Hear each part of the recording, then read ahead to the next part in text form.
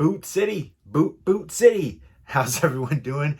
I have 5 Blu-ray bootlegs right here. If you've seen any of these movies, definitely let me know what you think of them, and let me know which one of these is your favorite. And let me know a movie you think needs a Blu-ray release that doesn't have one already. There's a bunch out there. I feel like True Lies is one that people have been waiting for so long. The Abyss as well. There's a long list. We're seeing a lot more titles get Blu-ray releases, even 4K releases, that I never thought would, but there's still a lot out there. And there's a lot of ones that are exclusive to Netflix and Hulu and streaming services like that. But I picked up these 5 Blu-ray bootlegs because they don't have Blu-ray releases. There is a legal loophole for that, supposedly. I'm going with it, rationalizing it that way. And I know I see all the time in Facebook groups and stuff like that, people commenting, I've got 4,000 digital copies, I don't need Blu-rays. You don't own anything then if that's the case. At any time, they can take it down, they could change things, they can edit scenes out. That happens all the time. For streaming services, they lose the rights occasionally. I remember when Netflix lost the rights for The Office, people were going crazy, losing their minds for it. So, and this is the best way to have it. You don't have to worry about any quality issues too. It's the best picture and audio quality on physical media, and you don't have to worry about them changing anything. That's happened so frequently, putting referendums up and PSAs and just taking whole scenes out, just taking whole movies down too. So and then different sites have gone under, like Flixster went under. There's another site that went under too for streaming services. So that's why I will always be physical media, and I decided to get these Blu-ray boots. Don't ask me where they're from, though. Just Google. There's different sites out there. Basically, these sites don't want the attention anymore, so I can't say where I got them from, but there's Facebook groups dedicated to it. There's websites. If you Google search it, there's a bunch out there. But let me know if you have any Blu-ray bootlegs yourself, too. And it's funny, back in the day, like, I feel like if you still go to a horror convention, they'll have DVD bootlegs and stuff like that. And I feel like people are under the misconception that bootlegs, like you would go to a bodega, you get something that was in the movie theater, somebody sitting in the audience with a handheld camera. Those things were cheap, $5-10 range. But if you went to a convention and you were getting a bootleg, you're looking around 15 to 25, maybe even $30 depending. Especially for Blu-ray bootlegs, they're more money. But yeah, so they're not cheap. But first up is The Hateful Eight. This is the extended version. I believe this is on Netflix. I love this film. It's become one of my favorite Westerns. I love movies with a snowy setting, so of course it had that. And I love the cast in here too. I'm a big Tarantino fan. Let me know what your favorite Quentin Tarantino movie is. Pulp Fiction. I mean, I love every one of his movies, but Pulp Fiction is probably my favorite. But this one is definitely up there now. And again, the cast is amazing. The interactions there. And basically, a bunch of cast of characters all meet up at Minnie's haberdashery, and there's lots of paranoia and the way that it plays out. Just a tremendous cast. I'm looking forward to checking out this extended version, which I haven't seen before. And it's a 2-disc one. It's got special features on here for these bootlegs, so I do appreciate that. You got disc artwork as well. They're quality releases for these ones. But yeah, let me know what your favorite Western movie is. Westerns didn't used to be my favorite genre. I used to not be a big fan growing up, but it's become my 3rd favorite genre now. Horror is my all-time favorite, then sci-fi, then Western. But yeah, again, I love movies with a snowy setting, and I definitely want to see more horror movies with a snowy setting. I've said it for ages. There needs to be a Friday the 13th set in the snow. I know there's fan-made films and stuff, but I feel like they're shorter, and if you had a big studio behind it, I don't know why they don't do that. It snows here in Jersey. That's where, Camp Crystal Lake, the first one was. So it should definitely have a snowy setting Friday the 13th movie. More snowy setting horror movies in general. Of course, John Carpenter's The Thing is my all-time favorite movie. There's the Japanese reproduction poster for it right there. But there's been a lot of great ones. 30 Days of Night is another really good snowy setting recent horror movie. Vampire is in the snow at Barrow, Alaska.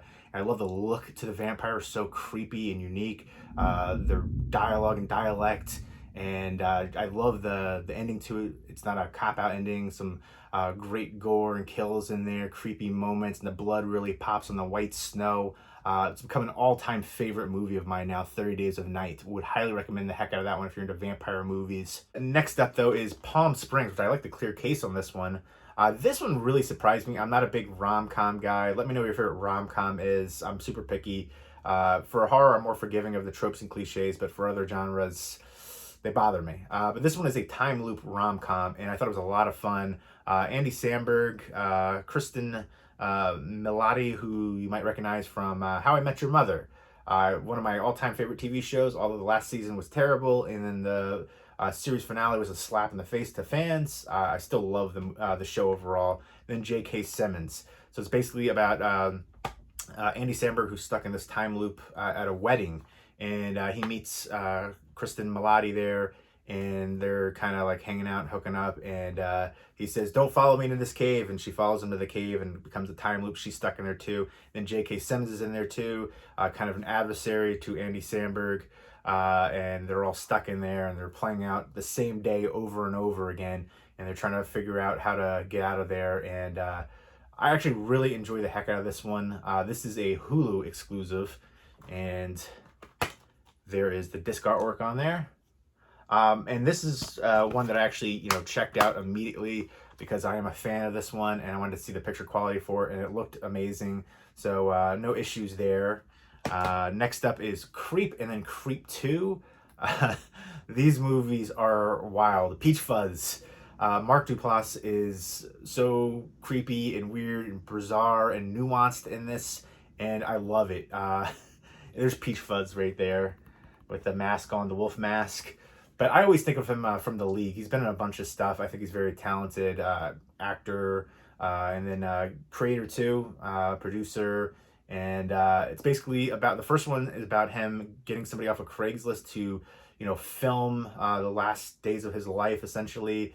He says he has a terminal medical condition, and he's a serial killer. And he's just messing around with the guy, and it becomes increasingly more bizarre and crazy as the film progresses. The second one, there's like a videographer. I think she's like a YouTuber, and she's like talking about all the crazy, eccentric Craigslist people she's dealt with. And he basically says, "Hey, I'm a serial killer, film me for 24 hours, I'll let you live," like kind of like a documentary style. She doesn't believe him, and it gets increasingly more bizarre and weird. I love the final scene for this one.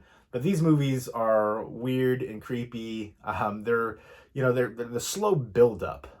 There's that bizarre feeling. Just look at Mark Duplass in that. But throughout, and I really like the interactions and the way they play, especially the ending for both of these. And I would love to see a third one for this. For these kind of movies, a lot of it is like, the found footage style through the, POV perspective. It works for those kind of films for sure. There you go, Creep and Creep 2. This one is on one disc. Next up is Apostle. This movie is criminally underrated to me. Stars Dan Stevens, who I'm definitely a big fan of, especially for The Guest. Love that movie. And this is set in London, 1905. It's basically about him trying to find his sister, who's being held at a religious cult on this island, and he travels there, and he gets there, and he realizes he's bit off a bit more than he can chew, and it just becomes increasingly more crazy, ridiculous, outlandish, bizarre. I love this one. I love how it plays out. You think it's going one direction, and then it just ramps up, and I feel like the less you know, the better. But it's got some great visuals in here, really unique film, atmospheric, and there's a couple other recognizable people in here. And this is directed by Gareth Evans, not to be confused with Gareth Edwards.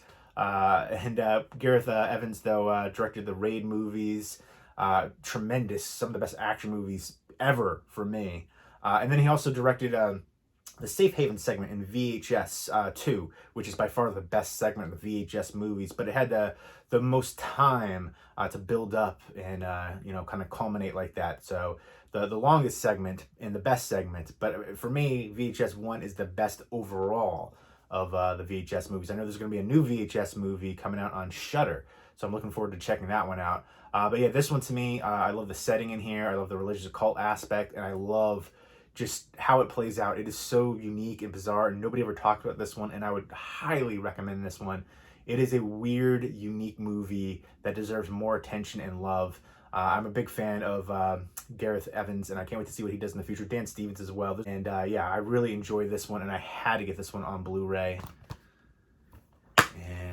And yeah, wow, look at that. I like the artwork for that too. So yeah, the ending to me, I loved how this one played out. I haven't seen anything like this one before, and I really dig it. Next up, The Wrong Missy. I'm not a big David Spade fan, and in fact, I thought this movie could have been better with a different lead actor, but he's okay there. He's decent.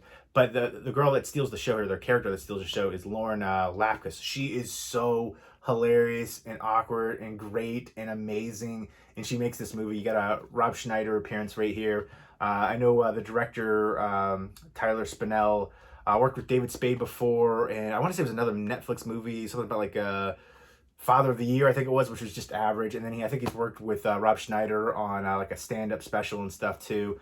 I'm a big fan of Rob Schneider. Actually got to meet him before. Really nice guy. I thought his stand-up was hilarious. And he signed some stuff for me too. Signed my Deuce Bigelow DVD, which I used to have a poster of that on my wall as a kid. But yeah, this one I thought was just hilarious, really surprising, and it's mostly because of Lauren Lapkus. They go on a date, a blind date, and she is so crazy and wild, and he like runs away from her on the date. And then he, I guess, invites another girl that he met at the airport, I believe, to go on a vacation work trip thing. And he messages the wrong girl, the wrong Missy right there. And so she comes, and it's just crazy and outlandish and over the top, and she's just so wild, and she's just really carefree and genuine and just open with everything. She just says everything that she's thinking, and it can be a bit much at times. And I really like the message to this movie though, and at first how he finds her just so crazy and offensive, and then by the end he falls for her. Of course, that's formulaic, but I think this one is just a really entertaining, over-the-top comedy movie that works well with the cast and all the different characters, especially the supporting cast and the different scenes, and then the location setting too. And I had a really fun time with this one. It is a bit raunchy and racy, so be forewarned for that. It's not super over the top like certain other modern comedy movies, but again, it does have those elements in certain scenes in particular. But I've definitely seen way worse with those aspects, and then for me, this one just worked. Where other ones don't. I feel like I'm really picky when it comes to modern comedy movies. I feel like they just show nudity and curse a lot, and they pass that off as comedy, and just feels really juvenile and shallow. This case though, it has those aspects, but it just works well here. In other ones, it falls flat. But really surprised the heck out of me, because I didn't think I was going to enjoy it going in, and I ended up really loving it. And there's a song in The Wrong Missy by Rob Schneider's daughter, Elle King, who's a singer. And it's the My Neck, My Back, that song from Kia back in the day. But she does her own spin on it, and I think it's awesome and hilarious and really worked for this movie and the scene too. This movie's just a fun time. I was really surprised by it. I went in there, and I didn't think I was going to like it as much as I did. And again, Lauren Lapkus really makes this. She was excellent. She was made for this role, and really good supporting cast in here too. You've got Nick Swanson, who I'm not a big fan of. A lot of people do like him, but there's a few other recognizable people, and I really enjoyed the heck out of this one. It was just a really fun, entertaining comedy movie that I could see myself rewatching again. I've actually watched this like 3 times since it's come out, and I was like, I need to have this in my physical media collection just in case they decide to edit it, to take it down. Just look at that. That's so hilarious. And then Vanilla Ice is in this at the end too. There's a few interesting characters in here that really kind of like stand out in the scenes that they're in. But love this one. So there you go. Those are the Blu-ray boots that I picked up. Let me know if you have any Blu-ray bootlegs in your collection and what you think needs a Blu-ray release that doesn't have one yet. And let me know if you've seen these movies and what you think of them. And let me know which one of these is your favorite. Leave me those comments down below, and I hope everybody's doing well. Take care.